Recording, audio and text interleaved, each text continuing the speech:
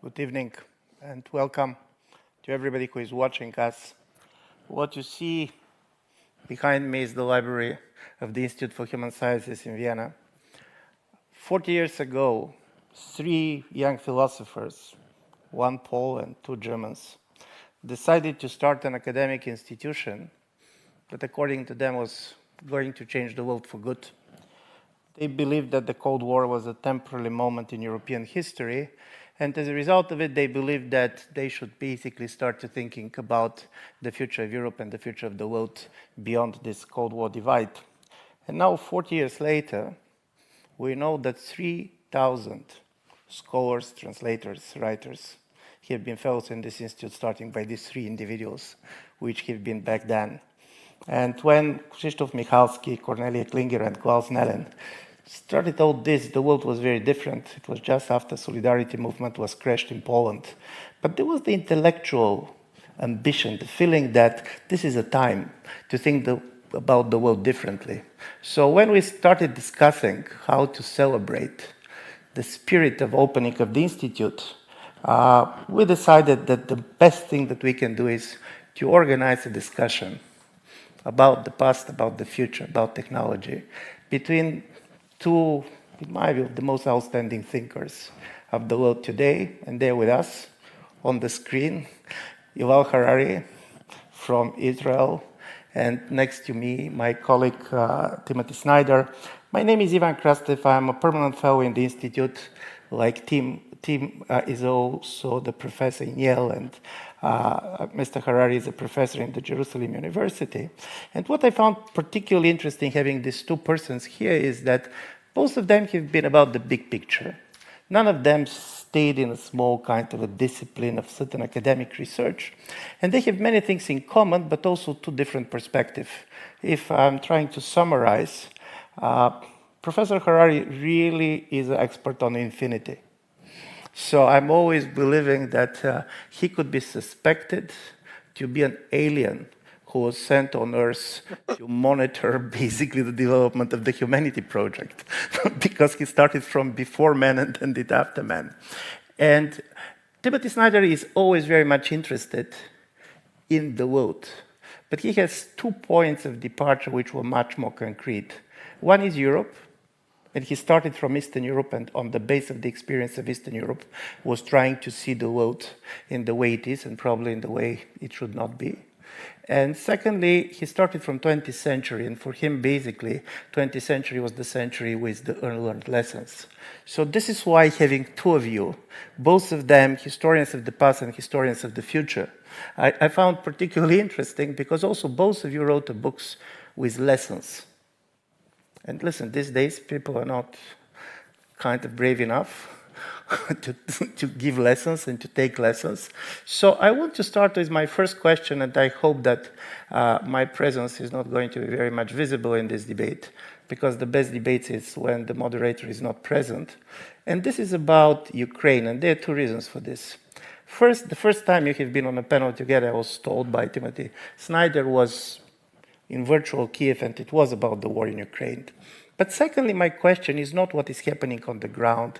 It is not the question how it ended up there. My question is, if in 40 years there's going to be a debate like this, and people are going to look back, how important this war was going to be? What is ending? Is anything starting? I can imagine many times when people are discussing certain events as critically important, and suddenly with the change of the perspective, it does not look exactly like this. And Tim, I want to start with you, because much more before Ukraine became the problem for everybody, it was your problem. You always believed that the fate of Ukraine is really critically important to understand both the past and the future of Europe. So if you're looking back from the year 2062, how the war in Ukraine was going to look like?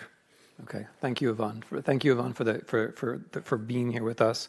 Yuval, thanks for joining us as our guest here. As Ivan said, I've been associated with this place, with the IVOM, the Institute for Human Sciences, for a long time, since 1996, and it has helped me to become the historian of Ukraine and of other things that I became, as it's helped the other 2,999 fellows to become the scholars that they have been. And it's been a wonderful part of this institute's tradition that it has focused on the voices that haven't necessarily been heard. So the premise when this institution was founded was that there were ideas in Eastern Europe which might end up carrying the day, which might end up being important. And as our work has spread out in other directions, further east or towards Russia, towards Ukraine, towards Turkey, that remains the premise, that there might be arguments coming from unexpected places which might end up carrying the day. And the people who started this institute essentially humored me when I wanted to write about Ukraine and when I made claims about how Ukraine was so important.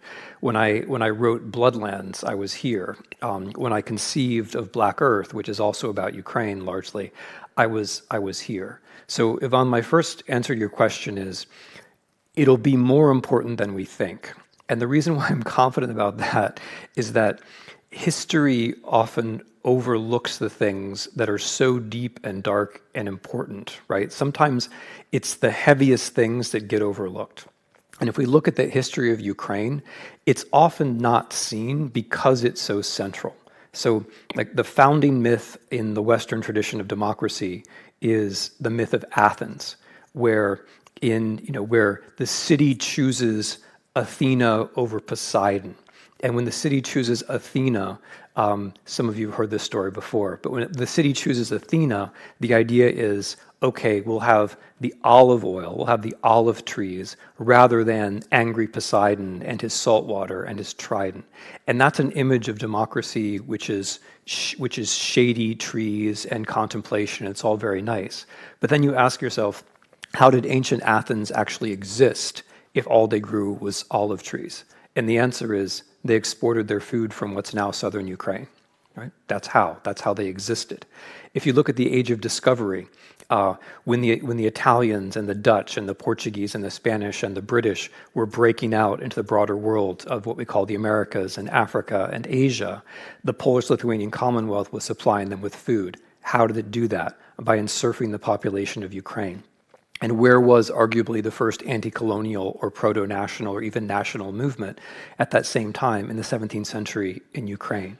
When we look at the 20th century, at both the Soviet project and the Nazi project, although historians and public discussions of this don't always notice it, in fact, usually don't, Ukraine is at the center of both the Soviet and the Nazi project for the transformation of the world. It's been so important to world history that we have had trouble seeing it. There's this irony. We think that the things we see are what's important, but often it's the other way around. Often what we see is what's easy to see, and what's important is what gets overlooked. So as I understand this war in Ukraine, it's not the first time Ukraine has been important in world history. It's just the first time that people have noticed how important it might be in world history. So I don't doubt that this will be an axial event. An axial event because, first of all, I don't believe, as you've already said, Yvonne, I don't believe that there can be a European security or political architecture without Ukraine taking part. Number two, I believe this will be an axial event for at a world historical level because of the threat of famine in Africa and Asia, which is associated with this war. And number three, I think this will be an axial event because, and we can return to this, because I believe that the democratic project isn't a matter of technology or fate or economics or any kind of determinism, but that the democratic project is intrinsically about human affirmation of values. And this war is very much a war which depends upon visible values like courage, values that are just as real in my view as the rocks in the field. But we in the democratic part of the world have largely given up on seeing democracy that way. So I think if in 2062, probably not me, I'm not planning to live that long, but if someone else is, and I don't want to be in the company of the people who do plan to live that long, but if someone is looking back from 2062 onto, thank you for, I think Yuval was the only person who laughed. I completely lost the live audience, but thank you, Yuval, for being with me here. In 2062, looking back, if we're looking back from democracies, I think this will be seen as an axial event because of the affirmation of values. Thank you very much, Yuval. This was really challenging. Tim put Ukraine in a place where we normally see Israel. So how you see? I can do that all day. Well, I'll start with 1982. and how difficult it is to see 40 years to the future. I mean, if we had here as a guest of honor, let's say the chief of staff of NATO from 1982, you have, I don't know, was it Andropov or was it Chernenko in the Kremlin, and Afghanistan and Solidarity being crushed? Still Brezhnev was there. In 1982, really? Okay, so, and you tell them that our biggest problem right now is that the Russians are invading Donbass and trying to take it from the Ukrainians. He would ask, on which fantasy world are you inhabiting? And it's so difficult to see, and it's just 40 years. And the next 40 years are likely to be even more hectic than the previous 40 years, because history is accelerating, technology is accelerating. And another point is that it's always, I mean, the future is not written anywhere. It depends on the decision we make. I completely agree with Tim that the Russian invasion of Ukraine is a pivotal moment in the history of the 21st century. A lot depends on what happens there, what the Ukrainians are doing, what the Russians are doing, what everybody else around the world is doing with regard to this war. So I don't know how people will remember it in 2062, because it depends on the decisions that people are going to take in the next weeks and in the next months. One possibility is that this will be remembered at the moment when the global order finally collapsed.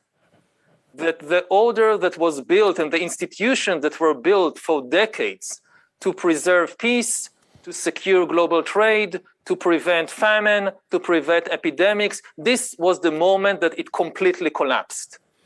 And the era of chaos and war and poverty began. That's one scenario. Another scenario is that Putin is not allowed to win in Ukraine, that he loses and everybody sees that he is losing, and that it will be a moment when the order was reaffirmed. You know, like you have a social norm and you have a bully comes and breaks it publicly, and everybody's watching to see what will happen. If he gets away with it, the order collapses. But if he's punished, if he loses, the order is actually strengthened, is actually reaffirmed. So I don't know what's going to, I know what I hope will happen, but I don't know what will actually happen. It's a moment, I mean, already it seems quite clear that this is a moment when Russia has lost its position as a potential superpower. That if on the 23rd of February, a lot of people around the world still thought about Russia as a superpower or a potential superpower, then what's been happening in the last few months made it clear that it's not. It can't be. And maybe it will become a part of the Chinese camp. Maybe it will be a puppet of the Chinese, but it's no longer capable of being this kind of superpower that it was in the 20th century and aspired to be in the 21st century. And again, also with regard to Russia, a big question is this choice really between Europe and the West and China. One of the things that made it so difficult to believe, I think, that Putin would do what he did, is that, you know, if you think about it from a rational perspective, there was no threat to Russia coming from the West.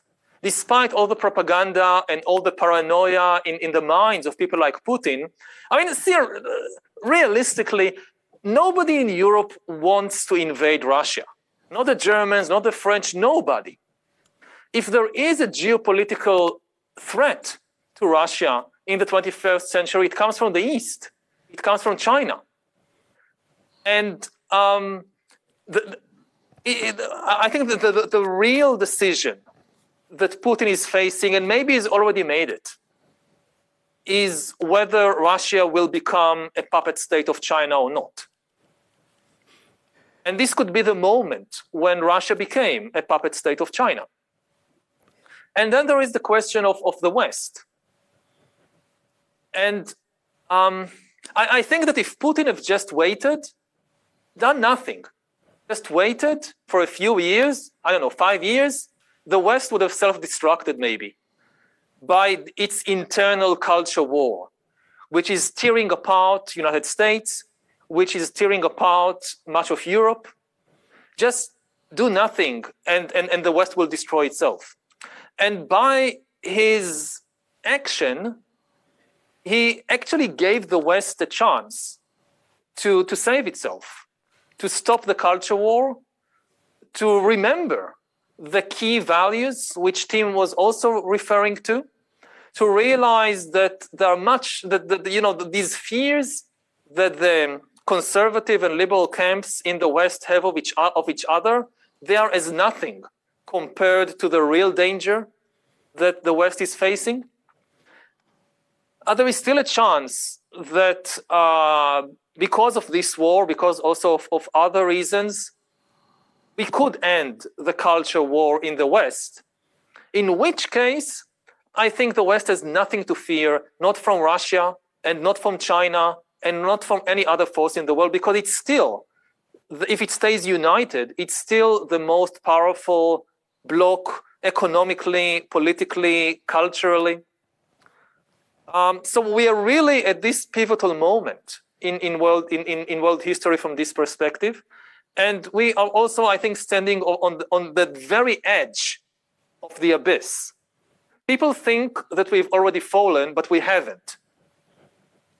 We can fall, whatever we saw in the last few years, with the pandemic, with the war, it's nothing compared to what could happen in the next few years if we fall. But we still have a chance to save ourselves. And I hope that in 2062, people will look back and say they took the right decision. They were staring into the abyss and they stepped back and they saved themselves and they saved us. Yeah, thank you very much. So, Tim, are you going to agree with Yuval that in the way Russia or Soviet Union saved the West in the 1945 by fighting on the side of the West, basically now it's going to save the West by fighting against the West. And from this point of view, these cultural wars that Yuval was referring, to what extent this war is really going to breach also some of the cultural divide which we see particularly in the United States? To what extent this war can bring the social cohesion which was so much lacking in our societies in the last years? So I remember when I was arguing a few years ago how important Russia was in American domestic politics. And people quite rightly pointed out that, well, these things that Russia is able to do in the US, it can only do because of problems that are already native to the United States. I think I would make the same point in response to the idea that Russia is going to rescue the United States.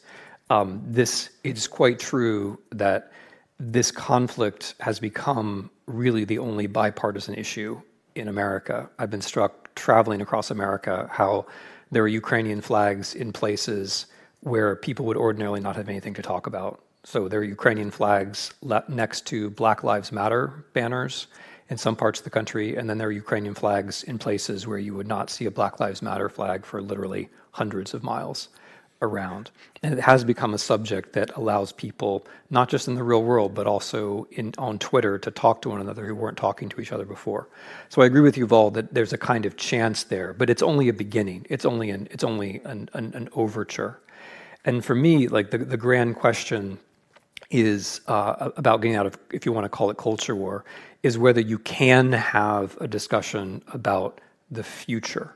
So you can't, the culture war, it can't end with a compromise. It's not going to be like, oh, I agree with you this way, you're going to agree with me. It's not going to end that way.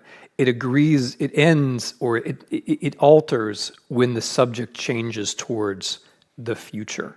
And I want to, by saying that, I want to affirm or maybe expand a point that you've all made just along the way, which is that this war now is largely about whether political regimes can deal with the future at all.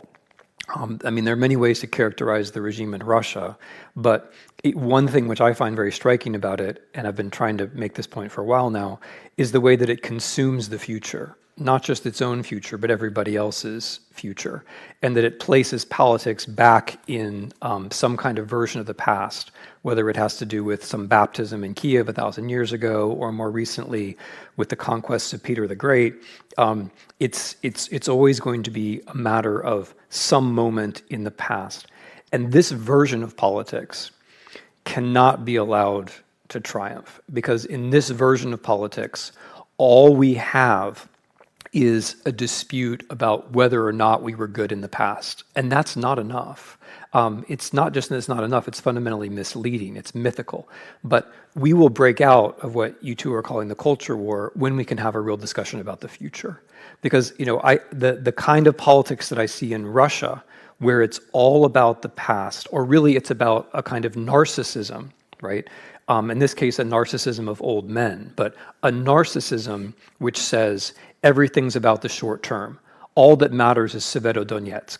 Let the world burn so long as I can get to the border of Luhansk Oblast, right? That's where Putin stands right now. When I say let the world burn, I mean it quite literally. The United States Supreme Court today has granted a hearing to a case which, if they hear it and they allow it to go through, will mean that the United States will become an authoritarian regime where short-sighted people who don't believe in global warming are going to be in charge. This all, for me, hangs together. The same people who bring you the war in Ukraine are the people who don't believe that we're going to ever deal with climate change.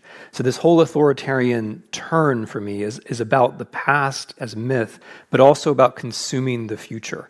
And that's not just Russia challenging us. That's something that we have in Israel. It's something that we have in the United States. It's something that we have in the West in general. That's a tendency which we're going to have to deal with ourselves. So that for me is the big question. And it's part of the answer to the first question too. Can we break out of this into a future where we actually deal with climate change and where we have a horizon of time in front of us instead of just a terrible present and a mythical past, right? One of the advisors to Zelensky, I think it was Podolyak, tweeted a few weeks ago, we should be talking about climate change and artificial intelligence and all the things that Yuval and I would like to talk about, but instead we're talking about famine, and we're talking about it because of this war, right? So for me, this war is just an extreme example of a general problem, which is how do we break into a politics where we can actually talk together about different versions of the future? Listen, this is great, and this is really to push you to the future, because what strikes me is that if you see the streets of Europe or America, the two groups that can mobilize people to go on the streets are based on the fear of the future. It could be the climate people tomorrow, Fridays for Tomorrow, who basically said if we're not going to do anything now, they're not going to be Earth. And the other is people very much driven by the demographic fears. If we're not going to stop migrants now, we're not going to be around here. And for me, this is a big change that came. For me, modernity always was how to live without fearing the future. And suddenly now, from all these different points of view, future is perceived like a threat. And here, Yuval, particularly on technology and others, you're much more optimistic about the future than many. In a certain way, you didn't look as scared. You didn't look so scared about the future. So I'm interested how you see future in a world in which fearing of the future is what gives political identities of groups, of parties, of countries, of what basically Tim was saying. Yeah, but I completely agree with Tim on this, that this is actually a step forward when people are afraid of the future and talking about their fears. Because, when I look at myself 7, 8 years ago, and I had the feeling that, okay, all these issues like war and famine, this is the past. Humanity has learned its lessons. It knows how to deal with these things. They can still erupt. I mean, the laws of nature didn't change. But we understand the danger, and we have managed to build institutions that are able to deal with it. And the big question now are the new dangers on the horizon, whether it's the ecological dangers, whether it's the technological dangers, like how to manage the explosive power of artificial intelligence and bioengineering. And in the last few years, it's just turned out to be completely wrong. That we have to go back it's like feeling this deja vu, that you have to go back to school and learn the same lessons and do the same text over and over again. And you listen, for instance, to Putin talk, to the declaration of war on the 24th of February and to Russian television, and they are talking about Nazis. And as a historian, I just find it kind of completely incomprehensible. What are they talking about? I mean, they should just look at their calendar. They don't have clocks in Russia. I mean, they don't know it's 2012. What Nazis? What are they talking about? Is it 1942 now? And it's, yes, in the minds of too many people, it's 1942. And I have the same people also in my country and in my region, that they are suffering for, this too much history. And I remember reading Tim's book and also Masha Gessen's research on Russia and on this kind of obsession with the past. And this idea that, the Bolshevik revolution, the communist revolution, it begins with this tremendous vision of the future. Forget about the past. We are just going to talk about the future. And until some point in the 1950s, 60s, they felt that the future belongs to them. The future belongs to socialism.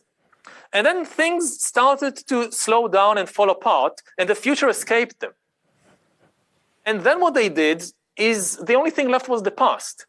And you saw kind of Russian Soviet propaganda switching from talking about the glorious future to talking about the glorious past, the Second World War, how we defeated the Nazis, how we beat the Nazis.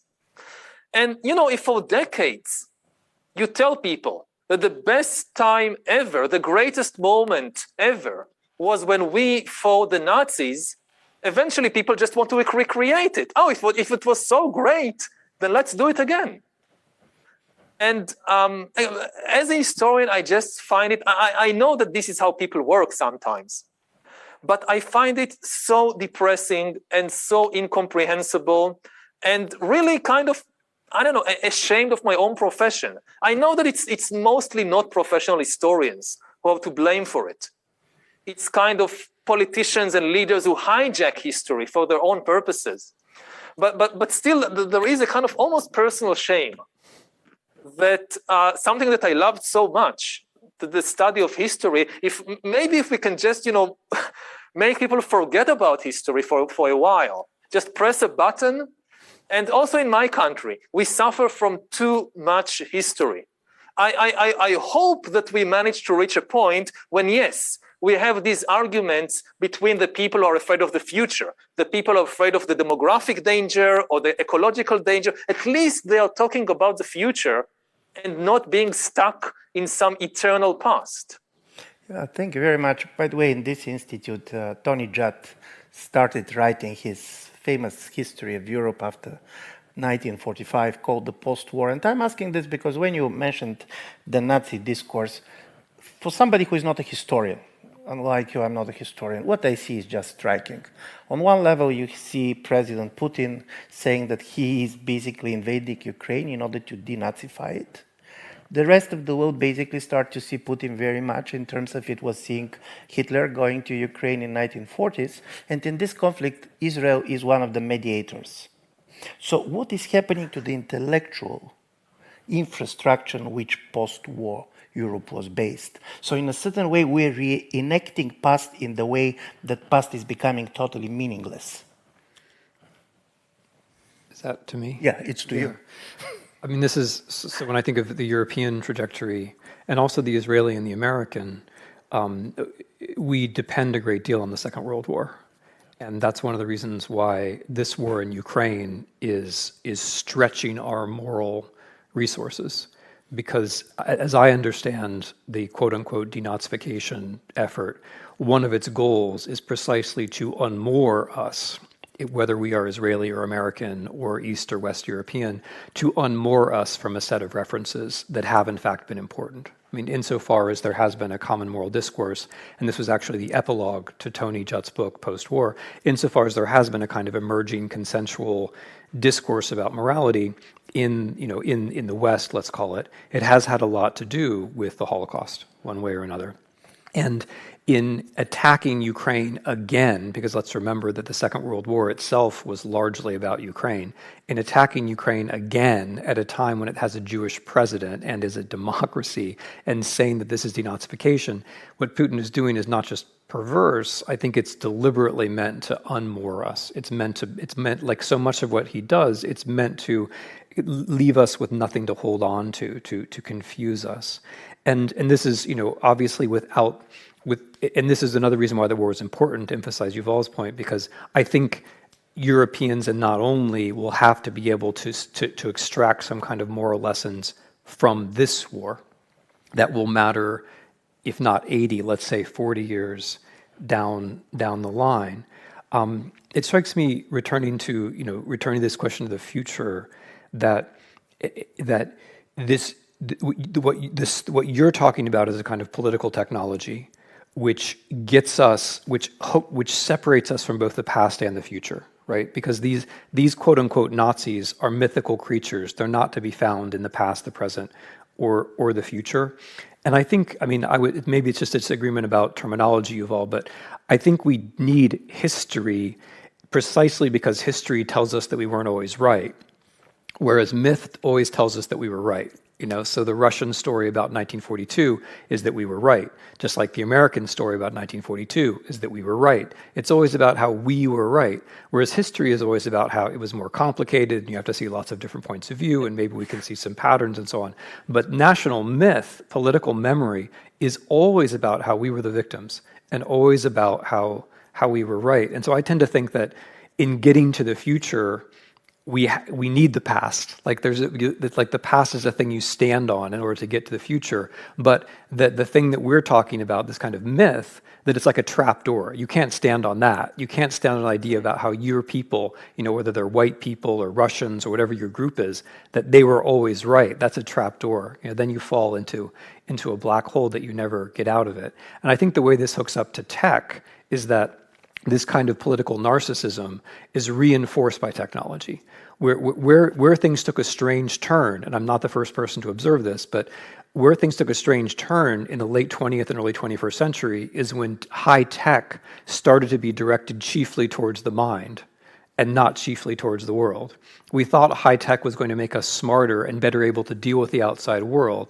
Instead, with all apologies and provisos where they belong, it's generally made us stupider and less capable of dealing with the outside world, so that we're now in this ironic position where we're facing climate change, which is par excellence a technical question having to do with the three dimensions of the outside world, which frankly we should be able to hammer. We should be able to crush that problem. We should be done with that problem. Technologically, we should be able to do this, but we can't, largely because we're held back by various kinds of political narcissism. As a technical problem, we should be able to deal with it, but we can't because of for non-technical reasons.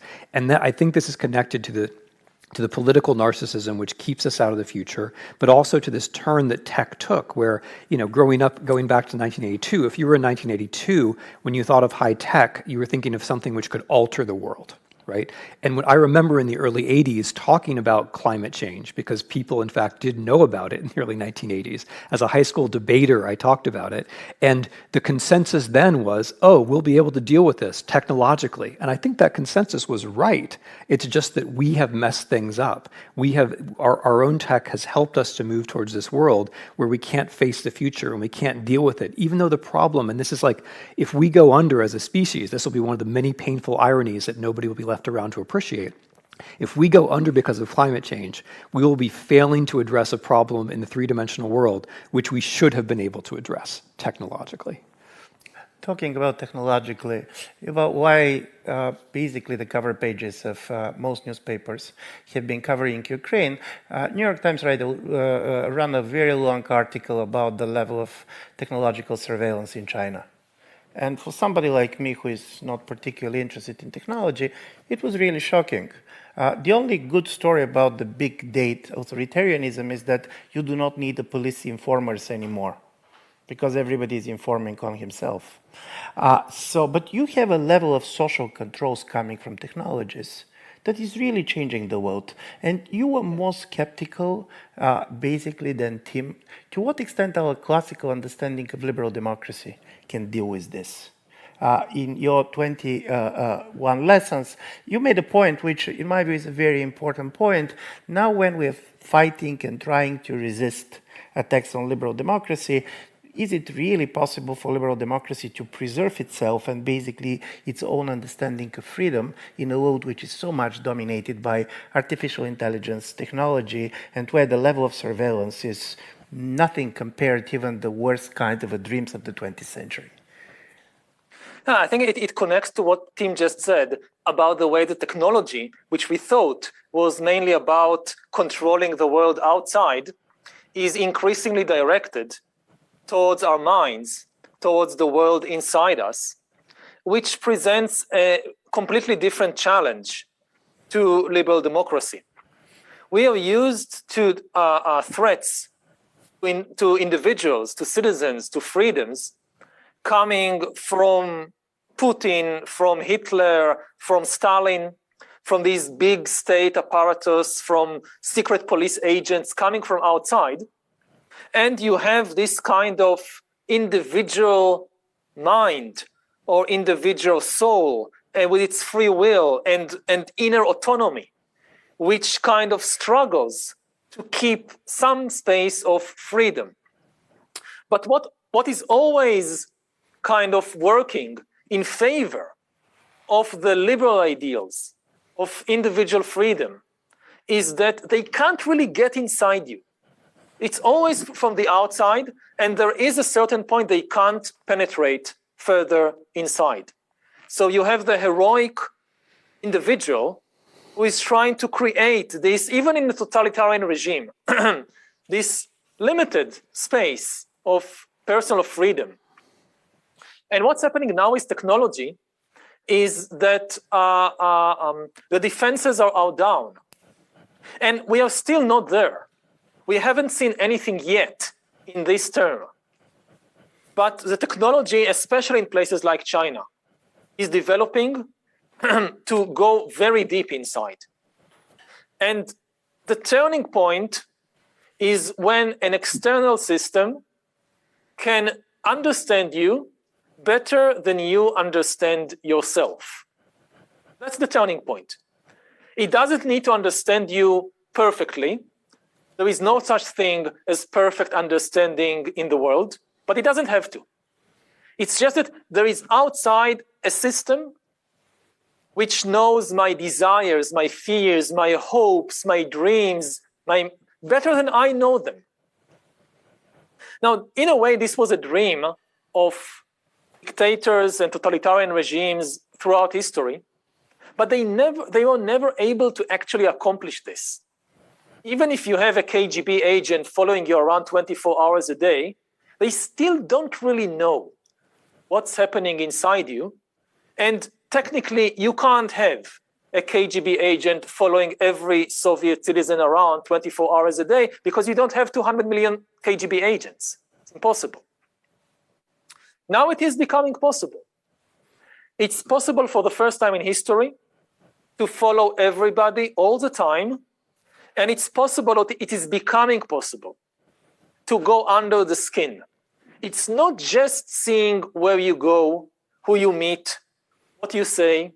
It's actually understanding what you feel and what you think, and understanding this better than you understand yourself. And that's my biggest fear, because, in the end, liberal democracy as we have known it in the last 2-3 centuries, it has been based on, I would say, some kind of misunderstanding of human nature. Humans don't have a unified, solid self inside them. There is a small universe inside us. But still, the myth of the unified, solid self as the individual, as the citizen, as the customer, as the basis for free markets and free democracies, because nobody could really get inside and get to kind of dissect it. It was okay for practical reason to believe in this myth. but it's now falling apart. What happens when somebody out there, a system, can understand what's happening inside me better than I understand it, and can therefore also manipulate me in ways that were unthinkable before? I think this is the biggest long-term challenge to liberal democracies. I would very much have liked to focus, for instance, in my own writings, in my own public discussions on this. And I thought that this is what I will be focusing on, say 5 years ago, 6 years ago. But unfortunately now we have to postpone it. First of all, we need to again deal with the old 20th century problems, which Putin represents, before we, and the terrible thing is that the technology is not waiting for us. In places like China, they are developing the technology to realize this kind of hyper-totalitarian control. And we will have to deal with that too. Thank you very much. So you made a point which is very interesting in touching on something on which Tim has been writing. So you said in a classical liberal age, we believe that there is individual with a core. It did not exist, but we also knew that it's unpredictable. Now we know that it's no individual, but it is predictable, the behavior of this no individual. So, but Tim was touching in his writing on something that I find quite important, particularly in these digital conversations, where not simply that you don't know the individual on the other side, you don't know to whom you're talking, to a bot or to a person. And for a liberal, this is the nightmare, to talk to something that cannot change its mind. Because what it means to govern by persuasion, if on the other side is something that is not changing your mind. And Tim, I always believe that this is one of the important things in your latest writing, where the idea of technology and traditional liberal understanding of freedom were very much exposed the problem that we are facing. Mm-hmm. Well, that's an idea. I mean, that's an idea that you phrased for me, Yuval, when you referred to it as the fanatic, which is how I'm now writing about it. It goes to what is best in us. So this has been a largely pessimistic conversation, but there's another way of phrasing this, which is that there have been pluralistic, rule of law, prosperous, democratic societies. How on earth were they possible, right? How is that possible? And we may not know the answer to the how, but the what is beyond question. I mean, they're flawed in all kinds of ways, and I can join the criticism too, but I think it is legitimate to put the question the other way, whether we're talking about 1982 or about 2062 or 2022, and ask, how is it possible at all? How is it possible to have these decent societies given the absence of the integral self? Given the fact that I agree with you that our whole tradition, at least our Anglo-Saxon and I think German traditions of thinking about the individual are wrong. How is it that we've managed to have these societies? How are they possible? And so the way I'm going to phrase my answer to your question is that you can think of the digital world as abusing the best in us. That, you know, when we go into a contact with bots or on Facebook with unknown interlocutors, what's good about us is that we accommodate. That's good. Like, it's good that we read what the other person or non-person wrote and in some way aim for the middle. The problem is that when there's not another person, when it's just a set of algorithms defined to exploit us in some way or another, our capacity for accommodating the other, which is a good thing about us, right, gets exploited, and we get worn out, and we lose the capacity, and it turns against us, and we ourselves become predictable, which is the key word for me now, as I try in this book that Ivan is nice enough to refer to, which I haven't actually finished, about freedom. I'm trying to rethink our tradition, because I agree with Yuval. I mean, I don't think we can base an argument about liberalism on a defunct and never very satisfying portrait of the way the mind works. And I think the defense of our kind of society, which is based upon rationality, has not really worked very well. And the schools of thought and the title pages of books which have rationality have not, for me, been very convincing so far. And I think there's a reason for that, and that is that I don't think rationality is actually what makes us who we are or what enables the kind of society we're talking about. What I think enables the kind of society we're talking about is rather unpredictability. I think that is what makes us different from the machines. What the machines and the algorithms do successfully is they work from behaviorist premises to make us more predictable, right? To predictify us, to make us more predictable. And that would suggest that the thing which is inside us, which is being corrupted or addressed, the thing which is under our skin, to use Yuval's phrasing, isn't a rational actor, but instead certain unpredictable impulses, which returns me to values. Because insofar as we are creatures of the three-dimensional physical world, we are predictable down to a certain level, down to the quantum level, let's say. But insofar as we are creatures who operate in a world of values, where the values are real but incommensurate, and we're constantly making decisions among them, and all those decisions will be different, then we are unpredictable beings. And so this, looping back around to what I was saying before, this is why I think individualism and democracy depend less on rationality and more on unpredictability, which actually brings us back to this institute.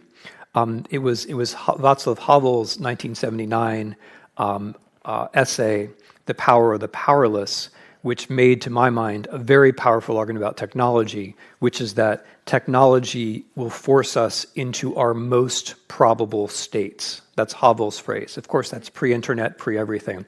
But that, I found, at the time when I read that for the first time in the 80s, I didn't know what he was talking about. And now I think I do know what he's talking about, because that's being forced into your most probable state is when you can be predicted by machines and by other people. And when you can be predicted, then you can be ruled.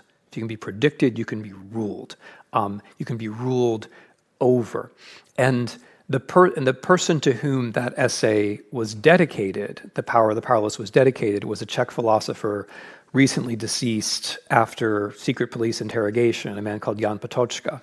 And this institute began precisely after Patočka died, and his papers were smuggled out of what was then communist Czechoslovakia here by Klaus Snellen, who along with Cornelia Klinger and Krzysztof Michalski was one of the founders of this place. And that's just by way of saying that often in the past, whether it's the last 40 years or even further back, there are arguments and traditions which can help us deal with the technological problems of the present, right? That's also there for us. This is because we are going to the last part of our conversation. But Yuval, because you have been thinking really a lot about technology. And here's the story that I was always struck by. If the war is around, and by the way, President Putin said that he's going to control artificial intelligence, he's going to run the world. How we are living in a moment in which everything that is good about us, everything that basically was connecting us, have been totally weaponized. Because this is the major tragedy of Europe. When the Germans have been buying Russian gas, they were believing that they're building peace. And suddenly this is becoming a weapon of war.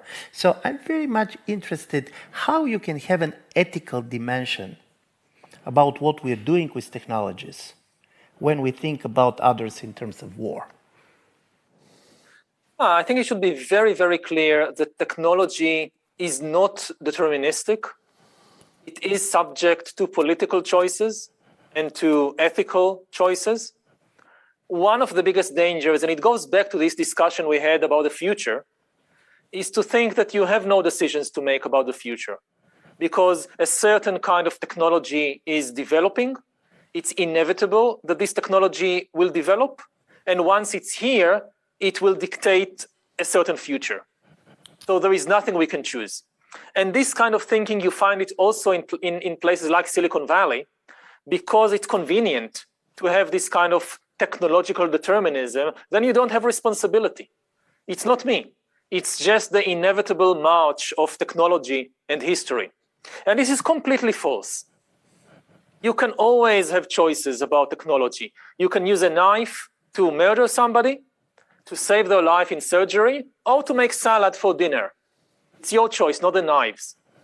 You look at the 20th century, people use the same technology to build totalitarian dictatorships and to build democratic liberal societies. West Germany and East Germany were basically built with the same technology. And it's also the same now. And if you think about surveillance technology, it can be used to create the most totalitarian regimes that ever existed, things far more totalitarian, far more intrusive, even than the Soviet Union or Nazi Germany.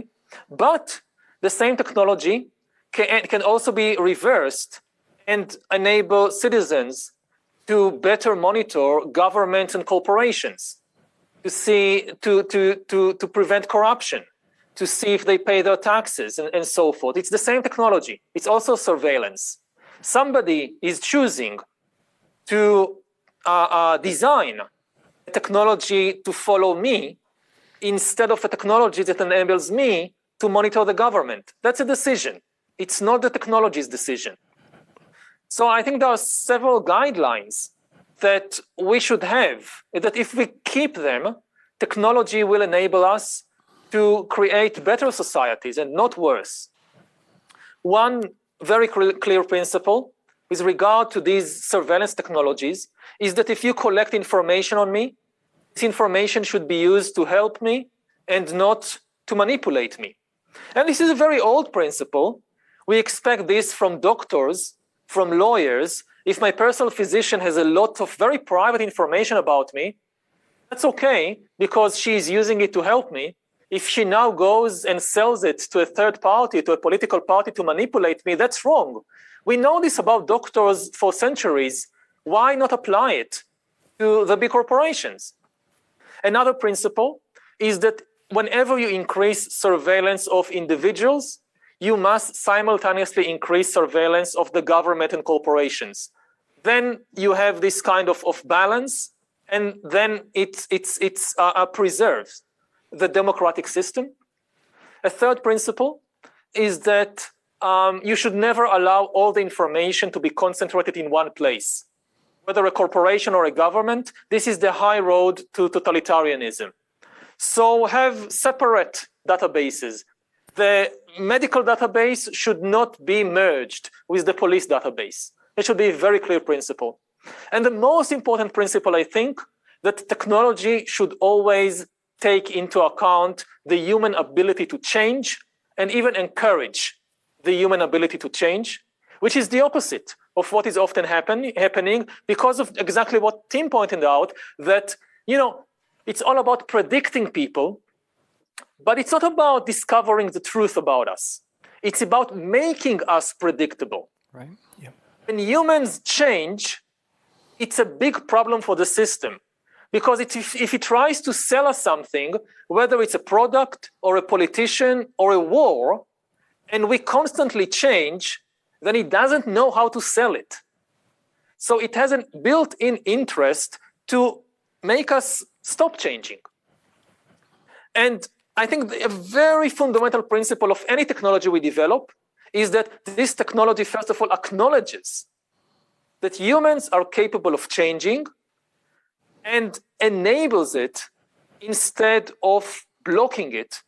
And this goes back thousands and thousands of years, to the first bureaucratic and religious systems, that things like caste, like race, they were used as categories to prevent human change.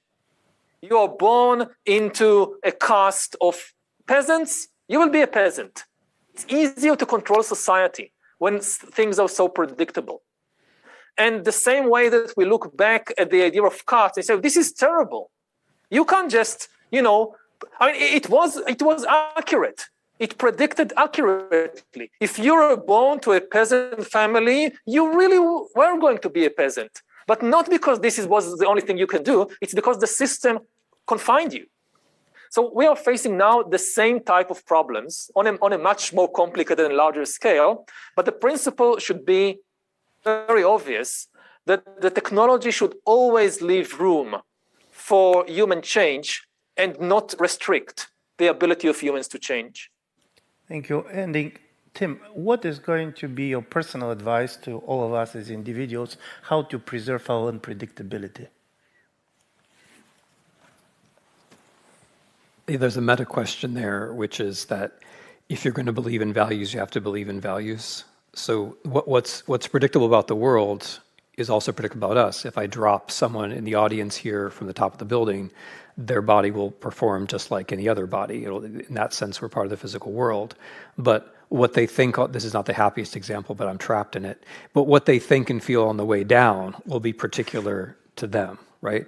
And what is true about dying is also true about living, as Heidegger might have said, that what's different about us as we make our way through life is not that we're separate from the laws of physics or the regularities of physics. We're not.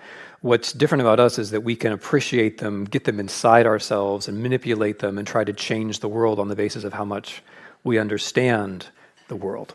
Right. So that's an old-fashioned Enlightenment argument, that you are able to enforce values on the world insofar as you understand the world. So you can have a pro-scientific view which says that insofar as you understand the three-dimensional world, then you can apply values to it, and the value application is always going to be the unpredictable part, but you're not going to succeed in applying those values if you don't care about the science part of the world. And then in terms of practical recommendations, and this again is an East European argument from the 70s, you can't do it alone. You can't be unpredictable on your own. It's really difficult. If you're that last person standing in front of the tank, that's wonderful, but that's not the position you want to be in. In order for there to be lots of unpredictable people, we have to support each other, which means we have to think in terms of, as Yuval already said, we have to have a technological architecture which urges us to, or at least allows us to change. But we also have to have institutions that enable human change. And just to name something which we have been dancing around but haven't really mentioned, we have to have less inequality of wealth, because inequality of wealth slows down social mobility, and social mobility is one of the major ways that in the course of a life you become unpredictable by not being a peasant just because your parents were peasant. And another, and this is a very basic thing, but another point here about unpredictability is that in order to be unpredictable, we have to have facts, because facts are not stale and dry. Facts are precisely the things that are uncomfortable, whether they're historical facts or whether they're facts about the present. Facts are uncomfortable. Myths, narcissism, all very comfortable. Facts are uncomfortable, and you can't generate all the facts about the world that you need by yourself. Only institutions can do that. And by institutions, I mean very simple things like humanities departments in universities, but first and foremost, and above all, investigative journalists. The examples that Yuval just gave, for example, the Panama Papers, right? The Panama Papers, or for that matter, the war in Ukraine. We know so much about the war in Ukraine because there are 5,000 journalists working in Ukraine. You have to have the humans backed by the institutions to help us all be based in fact and therefore unpredictable. And the most important institution for me, and one that gets overlooked, and one that's in a lot of trouble, and one that, by the way, we try to support here at our institute, is that of the investigative journalist. We talk all the time about the facts, and we pay basically no money to the people whose job it is to produce the facts for us. So one bit of advice to everyone who wants to be unpredictable is support the institutions that make that possible. Thank you very much. I should confess, concluding that what happened in the last 1 hour was quite predictable. When you have two interesting people, it is a great conversation. So Yuval, I will be very happy to see you in this building and in this library. So feel welcome to the Institute for Human Sciences in Vienna, and be sure we are going to be around at least for the next 40 years. Tim, thank you so much. Thank you, Ivan. Thank you, Yuval. Thank you. Goodbye.